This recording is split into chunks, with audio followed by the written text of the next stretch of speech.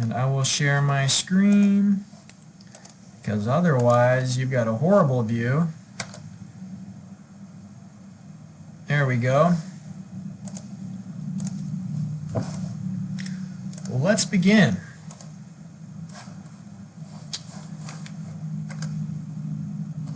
Okay, so today, Class 7, Wednesday the 3rd of February. Your next homework assignment is due on Friday. And remember what I mentioned on Monday. You can take a look at the grader's markup of your homework by going in and looking at your original submission. And so the grader has taken the time to circle and draw and sketch and leave notes on your paper. And you know, that takes quite a lot of extra time. And that's a level of service that I certainly didn't get when I was an undergraduate student. I just got, -1, -3, and you kind of had to figure out on your own what the deductions were for. So I hope you'll take advantage of the grader's effort to help you learn from your mistakes when you make them.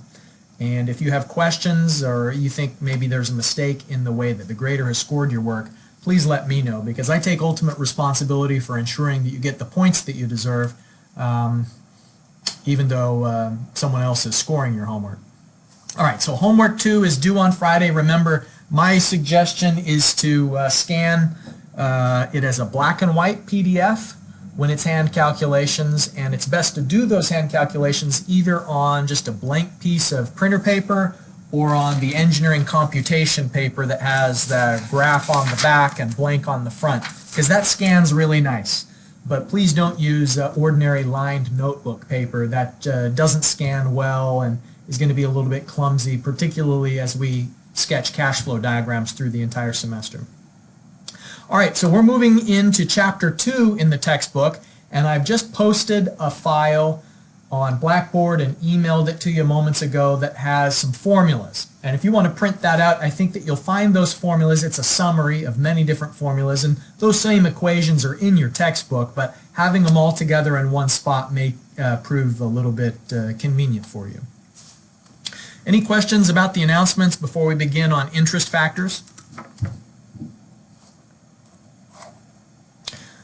Okay. So this is that factor table that I emailed you and I've posted online.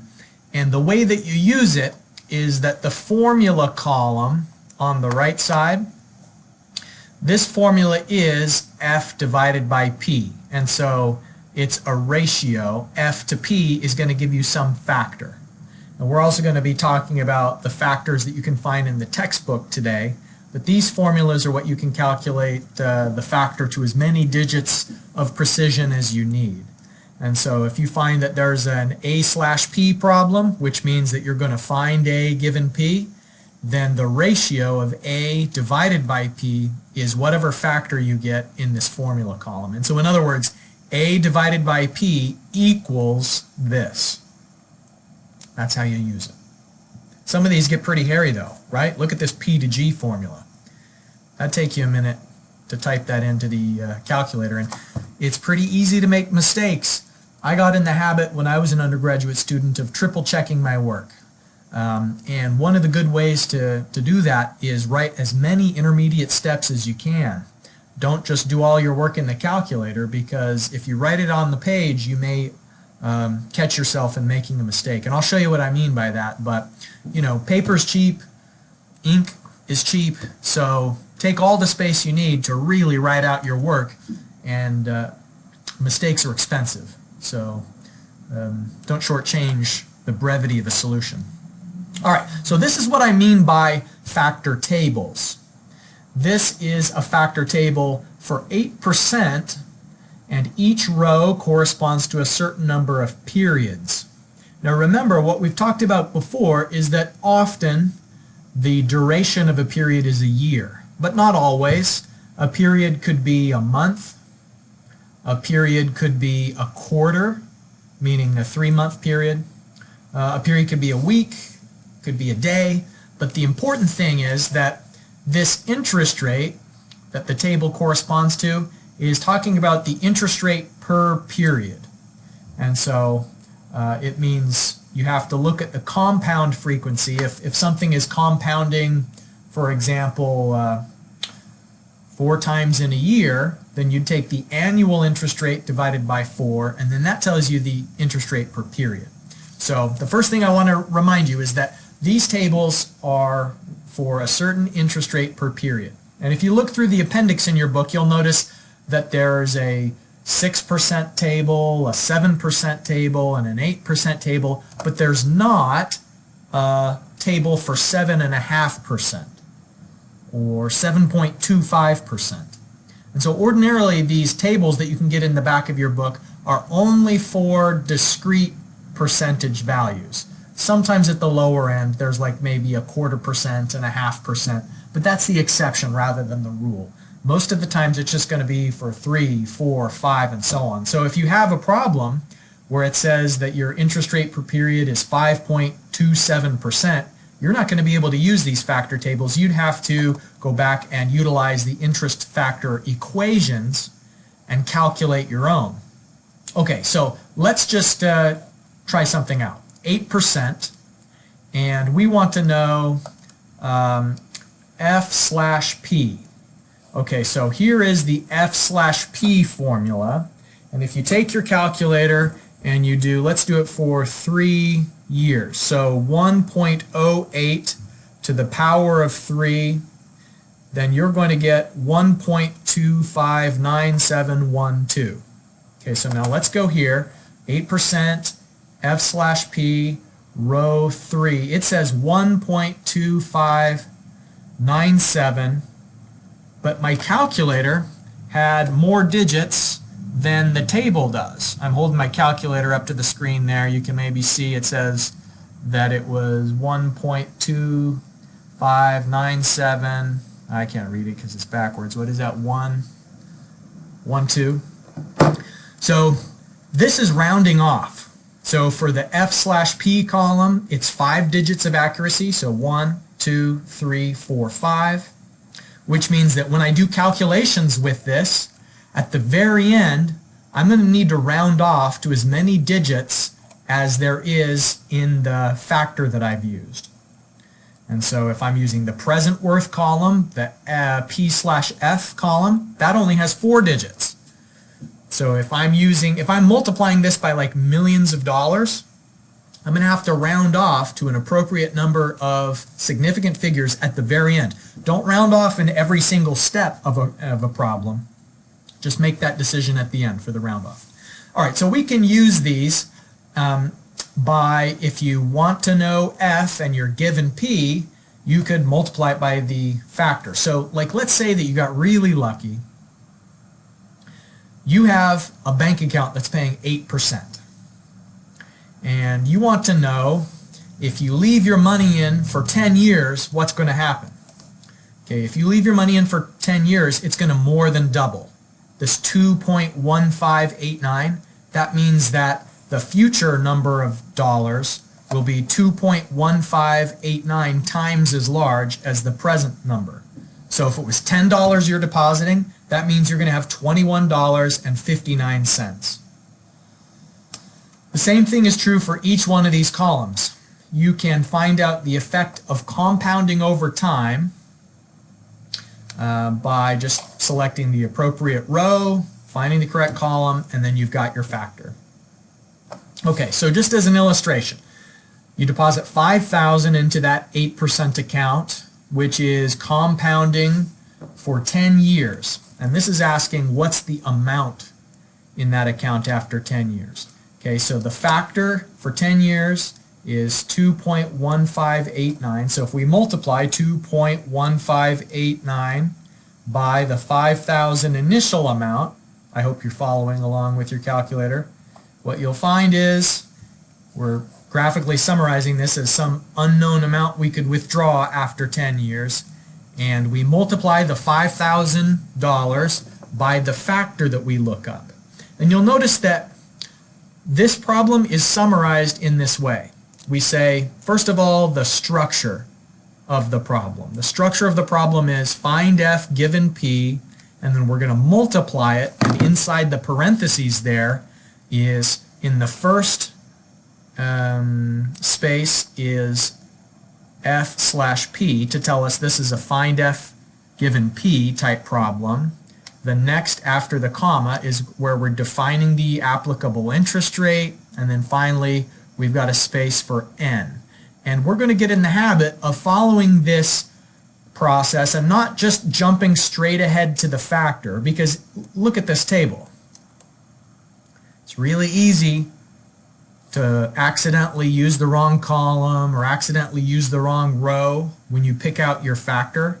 So someone who just went straight to writing 5,000 times 2.1589, if you're trying to be a little bit hasty or lazy or taking a shortcut, and you just happen to have the wrong row, then you're going to get less partial credit than if you'd taken the time to write this intermediate step. Because if you write the intermediate step, it's clear to whoever's looking at your solution that you knew this is an F/P problem, and you knew it was a certain interest rate and the correct number of periods. It's just maybe you landed on the wrong row with your finger. And so it's a lot easier for the homework grader and for me to be generous with partial credit when you write an expansive solution that shows all your steps, and don't just jump ahead and write only the final answer or only the factor that you should use, but set up the full bones of the solution, each step sequentially and showing the logical progression of what your thinking was. So here, answer C is the right answer. So $10,795 after that compounding for 10 years.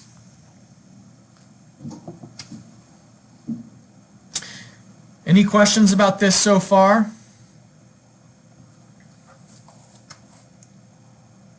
Okay.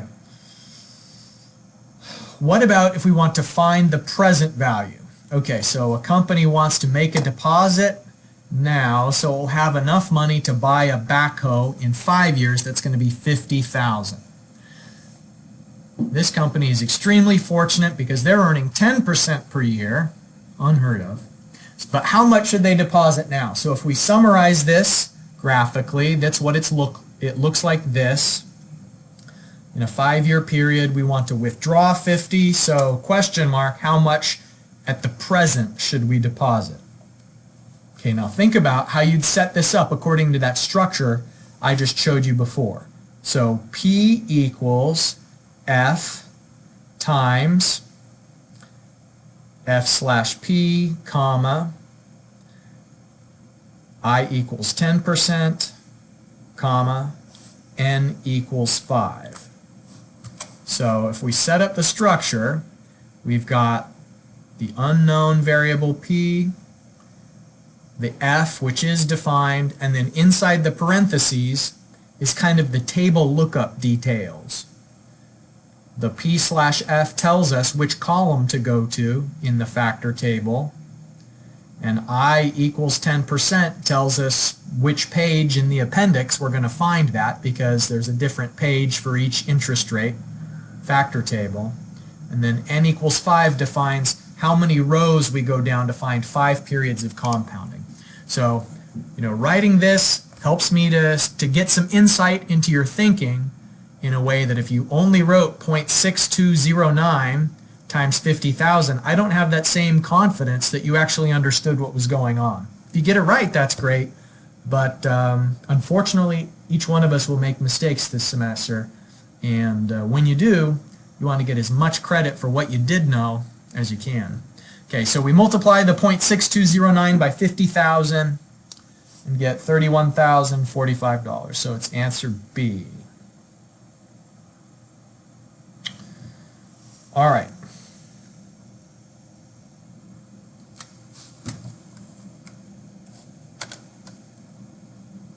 All right, now today's in-class exercise paper, hopefully by now you've got those printed out and available. Let me bring it up on the screen. Okay, so today you're going to receive, in 7 years you'll get 50,000. That sounds pretty good. What's the present value of that future payment for a discount rate of 8%? Wow, discount rate.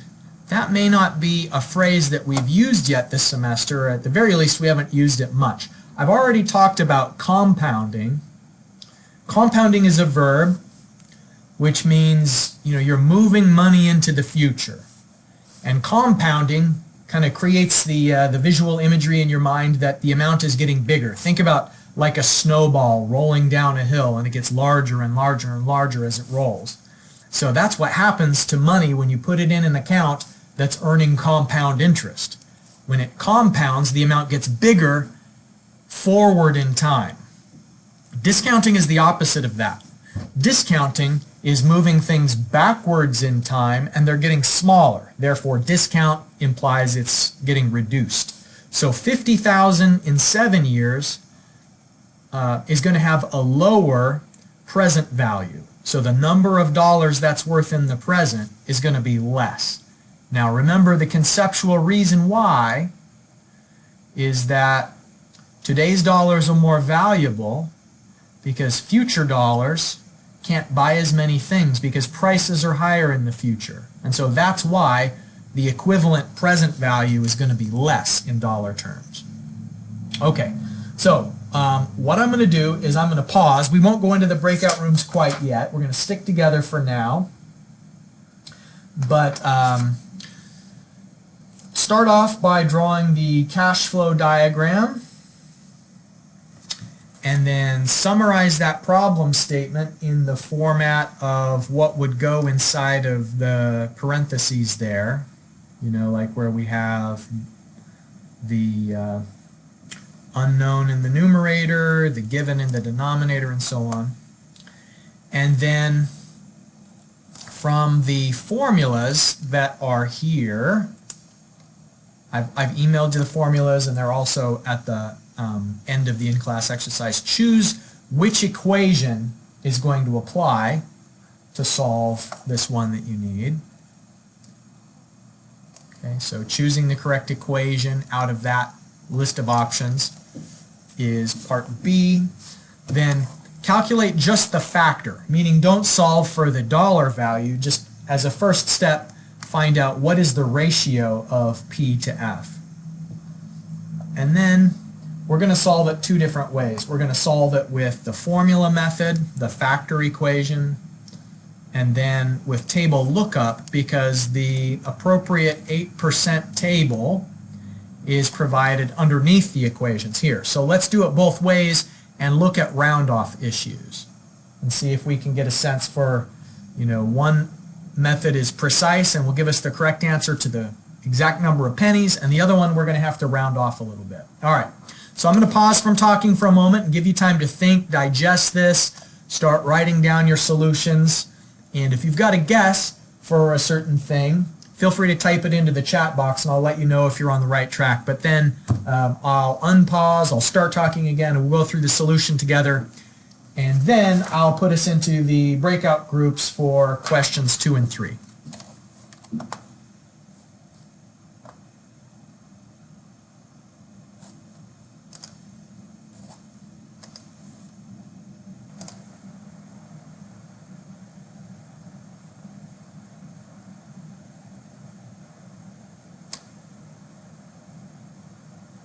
Not go through all of it, but I just want to see if everybody feels good about like the cash flow diagram, for instance. So here's the cash flow diagram. What we're trying to do is find out the present day equivalent of receiving $50,000 7 years in the future. And each year this money is being discounted. It's reduced by 8%. So its value in year 6 is 8% less than its value in year 7 was. And the value in year 5 is 8% less. And so we want to take that all the way to the present. And so what this ends up being in terms of this notation that we're going to begin implementing, it's a P/F problem. Find the present given the future amount for I equals 8% per period and N equals 7 periods. So it's implied here that the 8% is 8% per year, and also that it's compounding annually. That's the default assumption, is that it'll be annual compounding unless you have other information. So if it doesn't say any other frequency, then you assume it's yearly. Okay, from the list provided, what formula do you use to calculate your own factor? And so going back to this, look at it. We're wanting to find the present given a future amount. And so here is our formula, 1 plus I to the minus n power. Okay, so the ratio of P to F will be 1 plus I to the minus n power. So calculate that factor. Okay, so what it means now is we're going to substitute in the specific interest rate and the given n value. So 1.08 to the power of minus 7. And you'll notice here that I'm implementing that thing I suggested earlier where I said if we have additional precision in the calculator, rather than just writing like 16 digits on the page, which is maybe how many digits our calculator could display if we asked it to, let's just write some of them and then we'll have ... after that, just to acknowledge that our precision continues and we're not going to round off until the very end when we will calculate the precise number of pennies associated with this problem. Okay, so 0.58349 and so on is our factor. Any questions so far?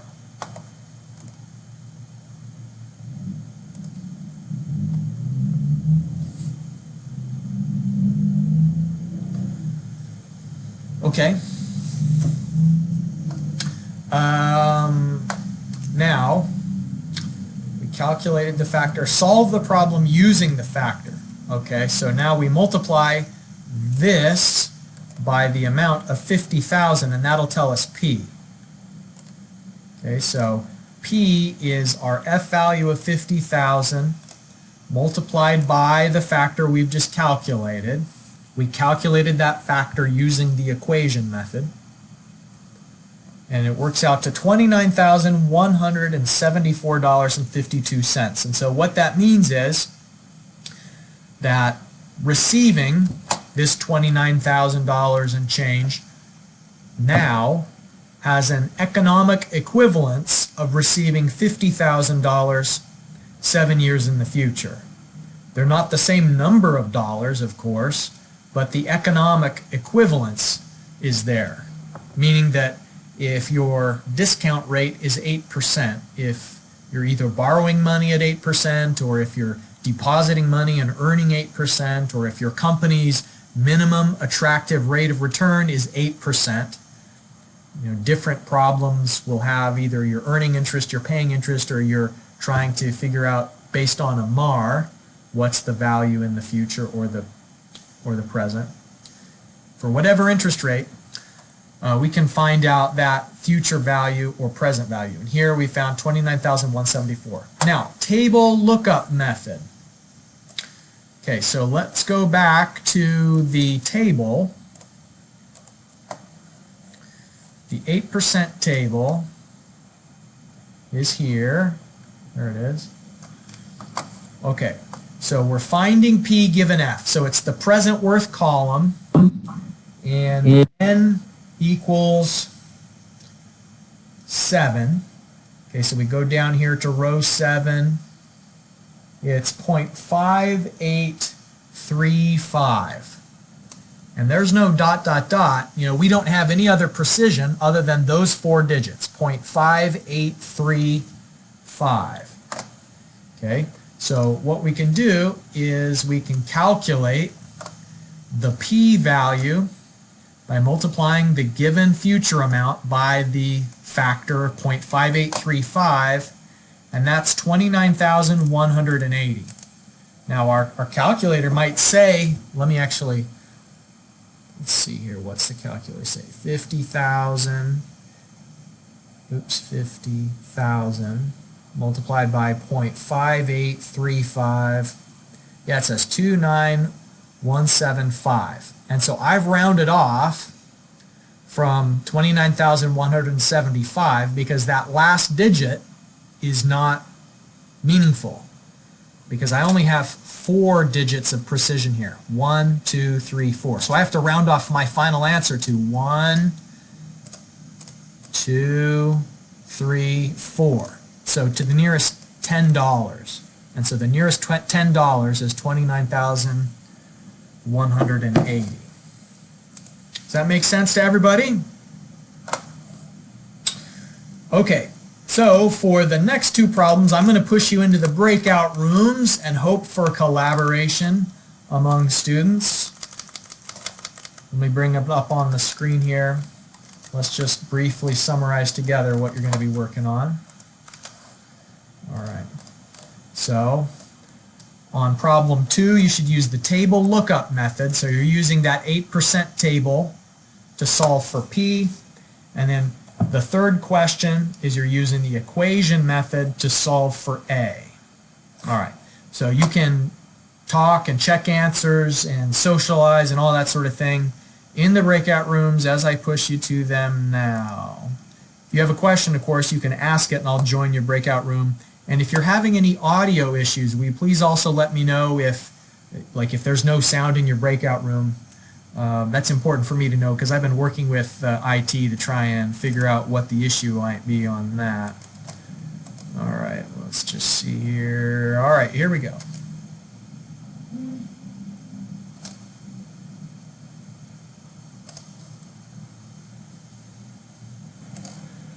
All right, I was able to go and visit 6 of the 8 groups there. Listen in. Seems like collaboration is good and so on. Okay, so let's just quickly look at the answers to these two. So the answer to problem 2 is $32,214. And remember, since we have a 5-digit factor, 1, 2, 3, 4, 5, that means we need to round our answer off to the significant figures that apply. So 32,214. So we have to round up the cents that we had calculated. Even though it's 213 and some change, it rounds up to the nearest dollar. So the real world equivalence of this is if you made a lump sum deposit of 32,214, you deposit that now, then you could withdraw from that account 12,500 3 times, and then with the third withdrawal that you're taking, then the account would be empty. All right. Question 3. You calculate your factor, 0.41277 ... meaning it continues onward. So in this case, we can report the answer to the nearest penny.